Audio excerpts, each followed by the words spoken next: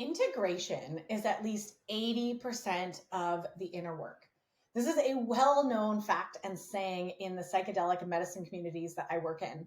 And it ultimately applies to any big transformational work that you may be doing. This may be going to retreats, breathwork journeys, conferences, yoga classes, maybe a bodywork session, or even a powerful therapy session. When we actually go through big healing moments and shifts in our lives, this actual work or shift is only 10 to 20% of the journey, or what we would say of the work.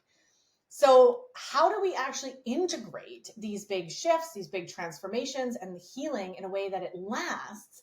And what does it actually mean to integrate something? We hear this term, you might have heard this term. What the heck does that actually mean? Tune in today for a powerful deep dive conversation into my favorite integration techniques and topics and tools that I'm so excited to share with all of you. This episode has been requested by many of my listeners and my clients and is long overdue. So I hope you deeply enjoy this episode. Without further ado, let's get into it. Welcome to the Beyond Sugar Freedom podcast. I'm your host, Danielle Dame, holistic nutrition coach and speaker. Let's dive in. Hello, everyone. Welcome back to another episode here on the Beyond Sugar Freedom podcast. So good to see you again. So glad that you're here. I want to take a minute to start this episode off by just a huge shout out to all of my listeners, whether you're following along on my YouTube channel or here on Apple or Spotify or some other platform. So deeply grateful for each and every one of you. It is so much fun to bring these episodes to you. And it couldn't happen without you. And it also couldn't happen without your support. And if you want to do that, if there is a part of you who wants to support and give back to me, the best way that you can do that is by leaving a 5-star review. This really helps my show reach more women who need this information, and it just mean the world to me to hear your thoughts, hear your feedback. So please feel free to pause this episode now, take a few minutes to leave a review and let me know what you're thinking about the show, and then we can dive back in. So thank you everyone who's done that. And I just so deeply appreciate each and every one of you following along. And if you have indeed been following along with the show for a while, I'm going to take a wild guess that you're most likely someone who is on their own inner healing journey. And when we begin to dive into this inner world, this healing work, the depth of what's really going on below our sugar addictions and our other patterns in our life, you will most likely be met with instances and experiences or moments of incredible shifts, incredible growth, incredible transformations. And whether this is after maybe a powerful women's retreat, like I know some of my clients just went through at my last retreat in June, maybe it's a psychedelic therapy session, could be a breathwork session, maybe it's a coaching or therapy session, or maybe even after listening to a certain podcast episode that you notice something shifted. And these transformations and inner shifts can happen in many ways. But the fact of the matter is, without integrating these shifts, they will not last. So this is a big missing piece in the healing journey. Many people are going after these big experiences or these life-changing experiences without actually allowing their lives to change after that experience. Right? The experience itself may feel life-changing. It may feel massive. And I have a whole new understanding of this thing or that thing, or I released all that shame, or, I just had that amazing emotional release, right? There's so much that can come in this journey, but without integration, none of it sticks. So that is why I wanted to record this episode for all of you today. This is, again, as I said in the intro, long overdue. Many have requested, so thank you for bearing with me. And this is a topic that I'm very passionate about. And it's something that to me now is second nature. As I go through periods of my life or moments of transformation, integrating those experiences is second nature to me now, because I know how important they are. And I know that in order for them to actually last and for my life to actually change, I have to do the integration. So let's start off by talking about what the heck is integration? What does this even mean? Right? And anyone in this healing space, maybe you've heard this term a lot before.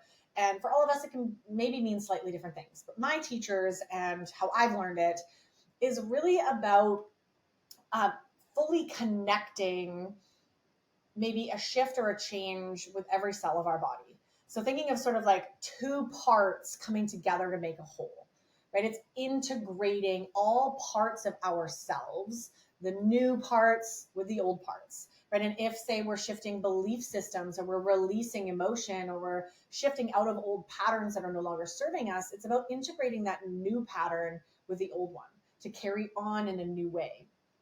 That's really another way we could say that is like embodying that change or the healing that has happened for you. Maybe you went to a retreat and it was just life changing.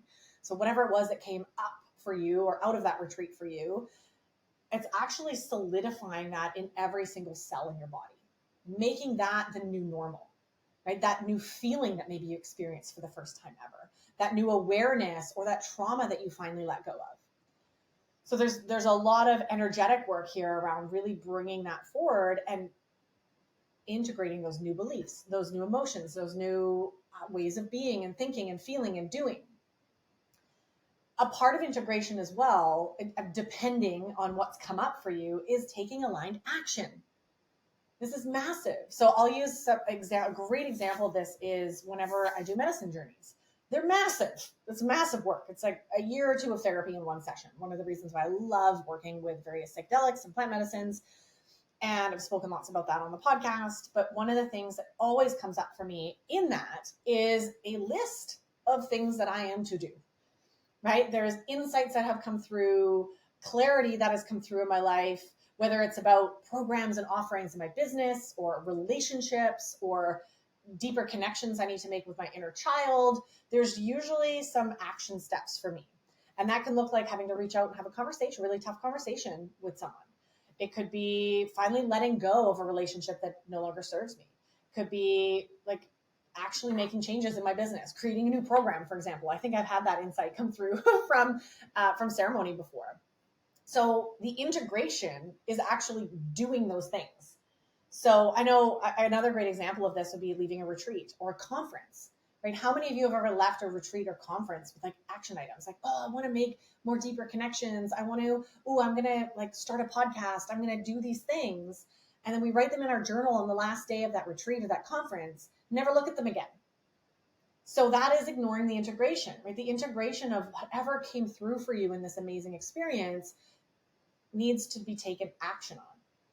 So that might take years, by the way. This isn't like you must do it all the first month. Integration can take a long time, especially if it's a big transformation. This is almost, this is coming to me now. I didn't actually have this noted down, but integration is almost this reconnection of the mind and the body. So often we have big transformational experiences. It's sort of happening in the mind, but the body needs a hot minute. It needs some time to catch up with this new way that you're starting to think or act or be. Oh, now I'm setting healthy boundaries for myself because I know that I'm worthy, right? You might know that mentally, but your body hasn't quite caught up. It doesn't happen quick. Things don't happen quick in the body. They take time to mull it over and steep in it. Integration could be like steeping tea. Let's think of that. Let's use that metaphor, right? Really steeping it in. And this is why we talk about integration being 80% of the work, because it's usually the hardest part. You have to have the tough conversation. You have to quit the job. You have to like do the thing in your life. You have to move, right? Or whatever it is that comes through for you. Like you've got to set yourself up. You've got to get rid of those relationships that are no longer serving you, right? You've got to start showing up for yourself better. You need to start eating better, right? Like whatever it is that came through for you takes work and takes time. And that's the 80%. This can also, I want to say too, I'm talking a little bit about integration of like really great experiences, but integration is also equally important for tough experiences or shadow side experiences and maybe really difficult emotions that come up, right? There perhaps could have been a big rupture in one of your relationships with a friend or a family member or at work, and you're feeling like all sorts of really challenging emotions and heaviness in your body and stress and dysregulation and all of that tornado of stuff also needs to be integrated. It needs to be like, it's kind of like processing, right? We're processing it through the cells of our body, right? Letting our head and our body catch up, letting those things flow through us so we can finally revert back to balance, equilibrium, regulation, these sorts of things. So integrating really tough experiences is important as well, because often Actually, I'll say every single time. I'm going to be bold and say this. Every time we have a tough experience in life, we learn something from it. And we don't get the lessons and the gifts from those tough situations unless we integrate it, right? We're going to stay in victim mentality and complain about, oh, I got fired from my job and it was the worst thing ever. And life is horrible and I'm never going to find another job. I might as well just give up, versus seeing that, oh, being fired from that job actually allowed me space to sit back and get clear on what I really want to do with my life. And ooh, now I want to start my own business. And oh, I'm so excited. I want to do all these cool things. Oh, thank you, boss, for firing me. Like, this is amazing. So this is often how the universe works, right? It'll like rip something out of our life that feels really painful and challenging in order to give us something better. And we only see that something better if we're willing to integrate the tough shit that has come up. I want to share one last thing here around like what is integration. I love this metaphor. My mentors in the psychedelic space use this a lot. Actually, there's two metaphors, but I'll use the forest one. So my psychedelic therapist actually used this in our first journey together, and I found it really helpful.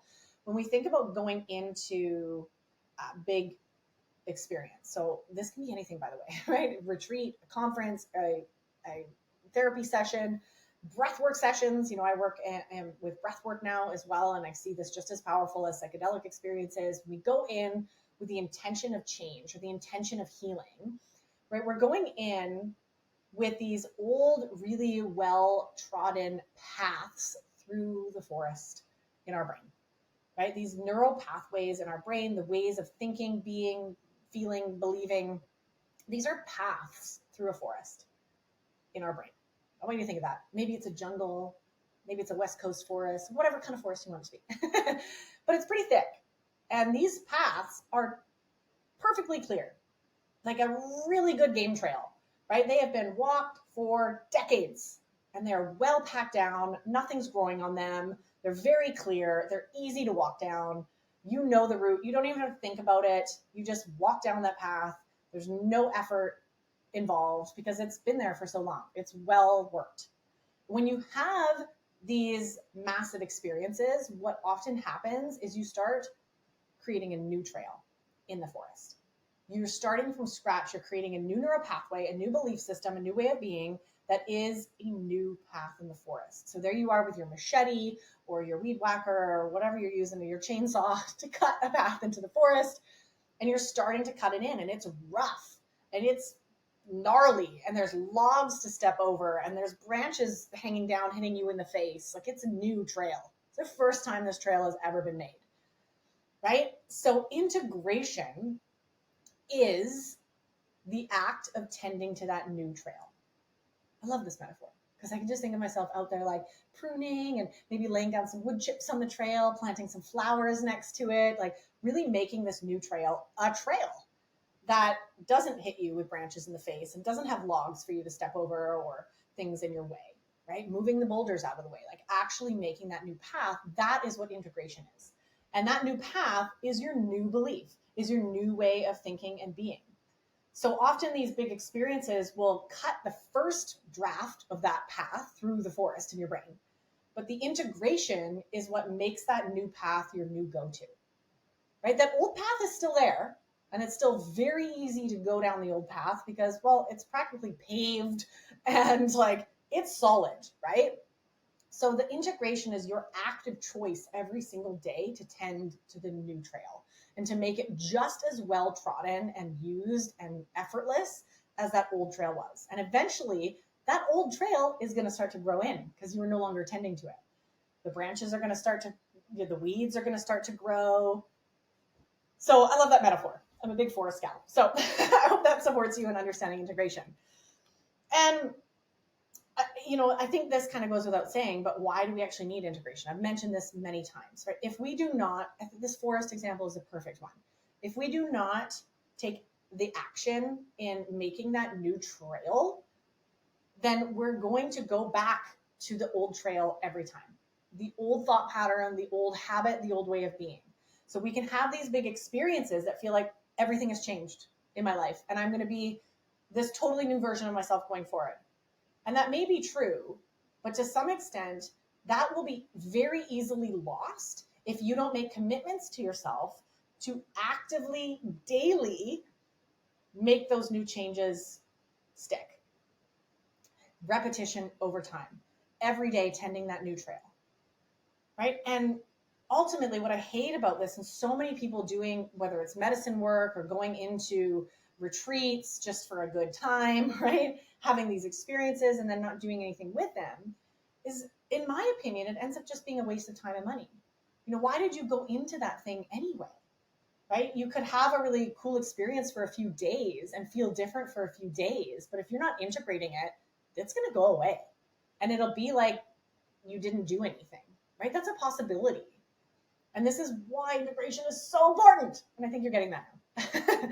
Another thing that can come up that I want to point out here is like when you don't integrate big experiences, whether they're positive experiences or challenging experiences, you may end up feeling very ungrounded, confused, and dysregulated. If a lot has been stirred up inside of you, again, I'll share personal experience. This is really amplified in psychedelic experiences. There is a lot that comes through, and it can be very confusing.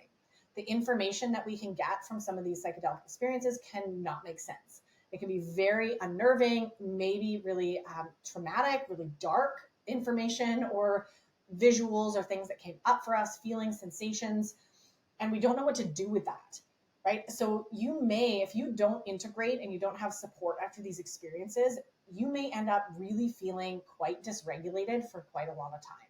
You might be confused, you might end up depressed, you might end up really just lost and feeling worse than when you went in. And this is where a lot of people will talk about having a bad trip or having a horrible experience with the medicine journey, is because they're not integrating and they're not actually getting support in sorting through all the confusing information that came through for them in a way that makes sense and they can actually ground it into their bodies.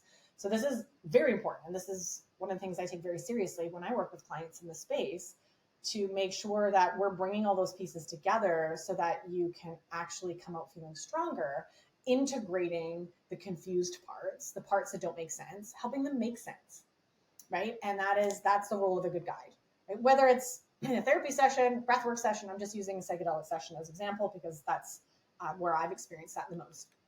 So if you don't integrate, you could end up feeling really mentally, emotionally scattered for quite some time. And it may be really hard for you to come back from that. Depending on if you're working with medicines as well, it can be really hard to come back to earth. And that can be really, really difficult. I know for me, and some of my ceremonies that have been so incredibly joyous and life affirming and like being one with the universe, and then coming back to planet Earth is a little bit of a like, I don't want to be here. Kind of sucks here. I want to go back up there where I just was. It was really beautiful and everything was love and joy. And so it can be really like a little bit ungrounding to come back and reintegrate into planet Earth, right? Anyway, story for another day.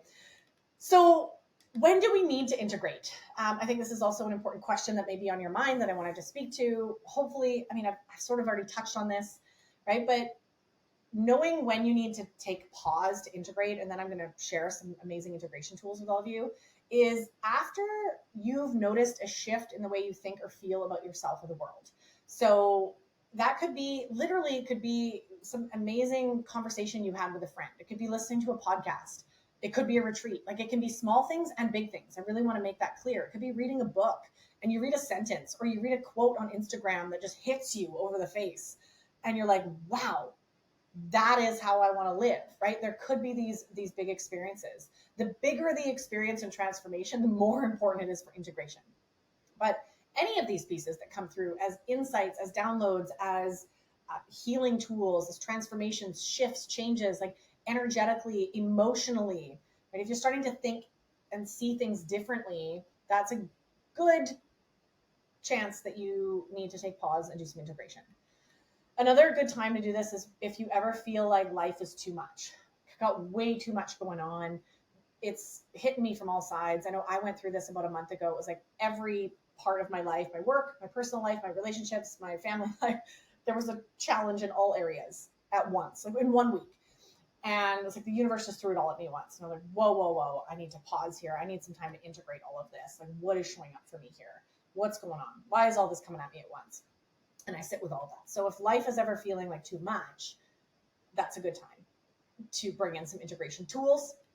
And of course, if you're feeling dysregulated or stressed, some people call that stressed, but I call that a nervous system activation. If you're feeling dysregulated, this can really be a sign that it's time to slow down, right? Connect back to the breath and integrate maybe a recent experience.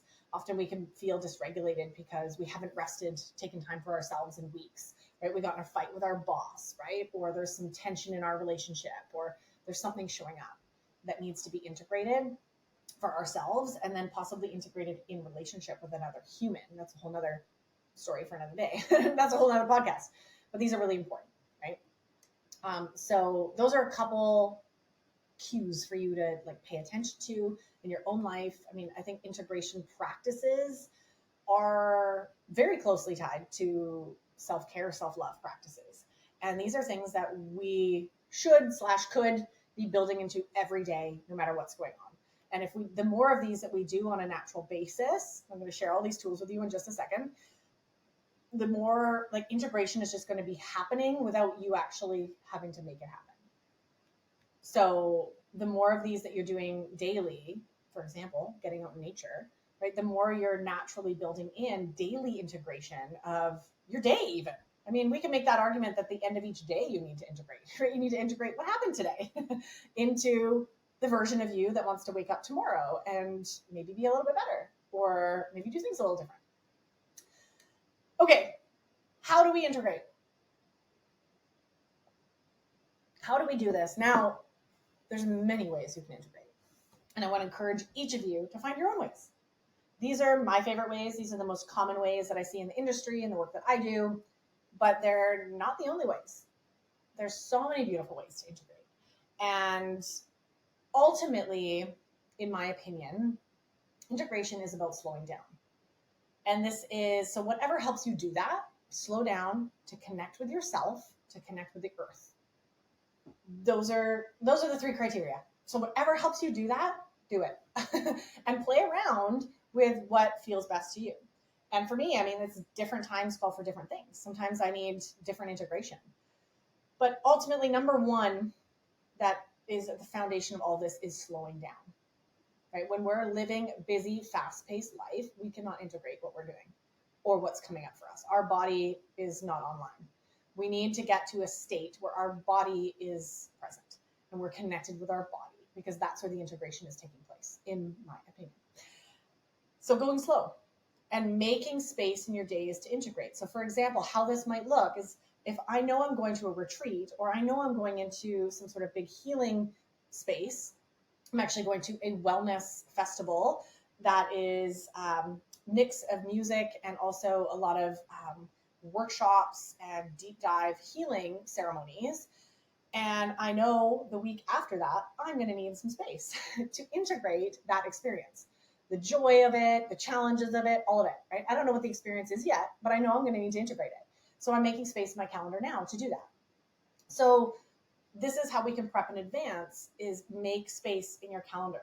Clear your evenings. Don't plan anything the week after a big experience. I gave this advice to all of my retreat participants this year that came to my last Sugar Freedom Embodiment retreat. I said, plan as little as possible in your calendar, no social events, no obligations, as much as you can the week after the retreat. And lo and behold, most of them did not heed my advice, and their arrival back into everyday life after the powerful retreat that we had was really challenging. It was really challenging and great. I mean, we were all there to support each other with it. It was really challenging because they didn't have the space to go slow and to integrate what came up. So I can't stress this one enough. Go slow. Do nothing. This sounds so silly, but this is an important integration tool. Sit and do nothing, right? And if you can do this in nature, even better. Nature is going to be one of our most potent integration tools. Getting out for walks, sitting by the river, maybe even getting in water if you connect with water. I'm a Pisces, so I love like just going for a swim, just letting the sun be on my face, or feeling the coolness of the water, depending on what year it is. But just being out connecting with nature in some way where you're going slow. So this is not a speed walk or a hardcore fitness adventure. This is slow time in nature. or wherever you are, right? And that might even be sitting in your living room, maybe light a candle, just sitting with yourself and a cup of tea, being with your thoughts, being with your body, your emotions, doing nothing. Making a plan ahead, if possible, is really helpful, right? An integration plan. This is something I always do with my clients in psychedelic work. Encourage, of course, strongly in breathwork sessions. It's like, what are you doing to integrate this experience after? And as I just shared about the wellness festival I'm going to, I don't know what's going to come up, but I do know that I'm building a lot of these in the week after to help me integrate whatever the heck does come up. So making your integration plan in advance can be really helpful to make you actually follow through with it. So blocking off your calendar now for time to do nothing, booking in that time that you're going to go for a hike, planning that therapy session a week after this big thing, right? To help you integrate, right? Whatever it is that you need, I'm going to share some more tools with you, like booking those things in the aftermath. And that might be in the weeks after, not just 1 week, it could be months after. But having those planned in advance of an expected transformational experience can be super helpful to make them happen. So you don't just jump back into regular day life. You've got these things already planned and booked. Meditating, obviously, powerful, right? To be with yourself. Again, this could be part of sort of doing nothing, right? Meditating, being in nature. Journaling is a really powerful one that's often encouraged, as well as drawing. This is something I have not felt called to explore, but I know many of my friends and peers have. Drawing what came up for you in that experience, right? Drawing, images and shapes and characters that may have shown up for you in these certain transformational experiences. Of course, booking therapy sessions with your therapist, or coaching sessions, like booking support sessions with your support people in the weeks after, really, really important. You can also take this to processing with a loved one, verbal processing with a loved one who can hold you in safe, non-judgmental spaces. So obviously one of my tools is processing with Ben. I mean, we whenever we have big stuff come up for each other, we hold space for each other, and I get to verbally process, he gets to verbally process, depending on who needs that. And it can be really helpful just to let it out vocally to a safe sounding board. Breathwork can also be a really powerful integration tool. This is actually really fascinating because breathwork in itself, at least the breathwork that I practice and teach, conscious connected breathwork, can be a transformational experience in itself.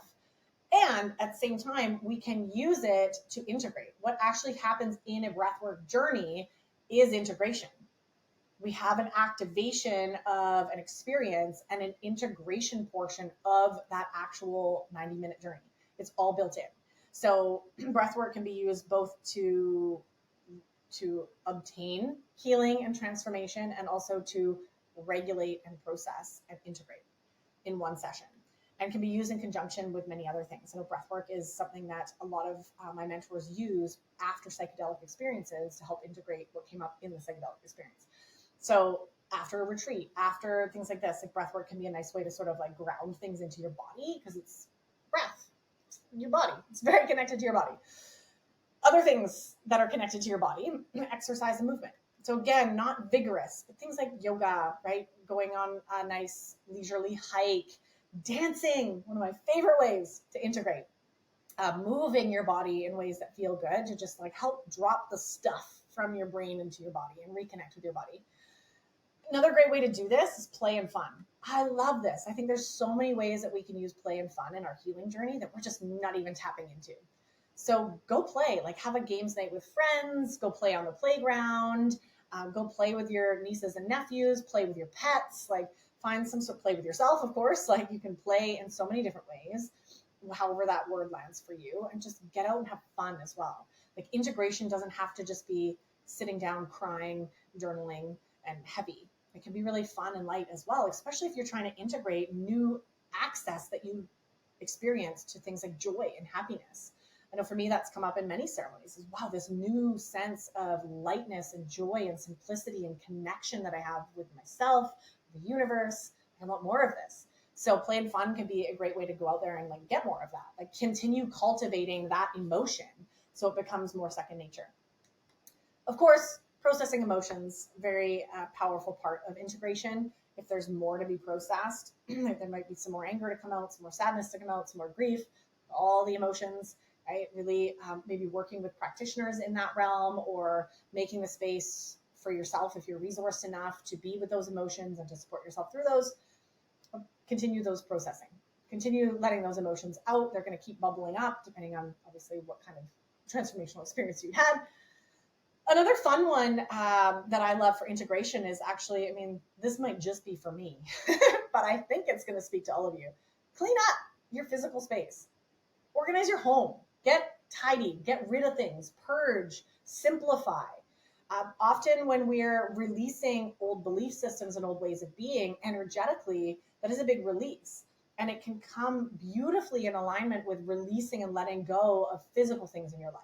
So there might be a whole bunch of boxes of stuff that you've been holding onto for years that you don't need, right? And you'll notice if you get rid of them, you're going to start feeling lighter, right? So there's a huge connection between our inner world and our physical world. And in our home, things are a mess. There's things that are bothering you or weighing you down. Clear those out. And that act of doing that can be a really helpful like processing and integration technique. Of course, as I mentioned earlier, very important integration technique is to take action on what came up. If you left your transformational experience with a list of to-dos, do those to-dos. You know, book them in your calendar, plan for them, prep for them. Like, okay, how do I need to have this difficult conversation? When am I going to have this difficult conversation? You know, I need to book that in with this person, right? Like, what are those steps that you're going to take? And you may not know how to do all those steps right away, but that's where you can get support, right? That's where it's important to have, you know, whether you're working with a somatic therapist, you're working with a somatic coach, somebody who's going to help you in the aftermath, really like make those plans, hold you accountable to them. That can be really helpful because it's really scary to do hard things. And if we're not held accountable to them, oftentimes we'll find an excuse not to do them, or just like keep procrastinating until it's been a year and we haven't done it. So do the thing. Okay. This is the most important part. They're all important, of course, but a really powerful piece. If there were things that came up for you to do them, or at least take a step towards doing them, booking them in, or taking that baby step towards it. And then the last thing that I'll mention here, again, there's so many other ways to integrate, but this is the last one I'll mention, is getting creative. Again, creativity is an energy that is very feminine, very connected to our body, very beautiful for processing. So this could be things like gardening, cooking, maybe crafting, painting, maybe you make mugs, like, you know, whatever it is, it can be like a creative endeavor for you. Maybe you knit. Like that can be really meditative as well, right? Maybe you knit a sweater, an integration sweater, or an integration scarf. That'd be beautiful. And then every time you wear it, you're like, oh, this is the new me. Those can be really beautiful things as well. So a lot here in like how we do this, why we do this. And again, I encourage you to find your own ways, your own tools, your own experiences, right? And share them. Come share them with me. I would love to hear from all of you over on social media, Facebook, Instagram. Send me a message and keep this conversation going, because integration is it's not a one-way street, but it is something that is so important in your healing journey. And I can't believe I haven't talked about this sooner on the podcast. So here you have it now. Better late than never, right? So hopefully you can earmark this podcast, save this one for later, share it with a friend that needs this support around integration. If you have a friend who's been through something big recently that needs some support in like how to get back to earth, how to reintegrate, please share this with them and pass along this amazing support. All right, everyone. Thank you for tuning in to another episode. I have absolutely loved talking about this. I could talk about this forever, but ultimately integration is about the doing and the not doing, right? Sitting and doing nothing is actually doing something, in my opinion, right? You're actually creating some space for more insights to come through, for some reflection, self-reflection, connection to your body. So do the things and then don't do the things, but whatever you choose to do, integrate these big experiences so that you can actually make lasting change in your life and take the wisdom from these transformational experiences and make it the new you, the new normal, the new you, right? That's the goal. And I hope that you do that now with all these amazing tools. And I can't wait to see you on the next episode. Thanks for tuning in to another episode. If you're loving what we talked about today, please remember to subscribe, leave a 5-star review, and share this episode with someone you love. It helps me incredibly reach more people and help more women who need this information. And if you're ready to go deeper into discovering your unique root causes and patterns keeping you hooked on sugar year after year, be sure to come and check out the brand new free root cause quiz that will give you actionable items to finally begin healing your relationship with sugar from the inside out. You can find the link to download this quiz and other amazing resources in the show notes below. I also wanted to just take a quick minute to share a disclaimer. The information provided in this podcast is for general purposes only and is not at all intended to be professional medical advice, diagnosis, or treatment. And as much as I do my best to bring you up-to-date and accurate information, please remember that I'm also sharing my opinions, stories, and ideas that are ultimately not supported by mainstream science. My personal advice should not be taken as professional advice, and you are always encouraged and advised to consult with your own healthcare practitioner before making any changes to your health and wellness routine. This podcast is intended to inspire and offer you alternative views to healing your relationship with food, mind, and body. It is up to each listener to take responsibility for their own health and wellness decisions. I hold no liability or responsibility for your results or lack thereof. Thanks for tuning in to the Beyond Sugar Freedom podcast, and we can't wait to see you in the next episode. Let's go.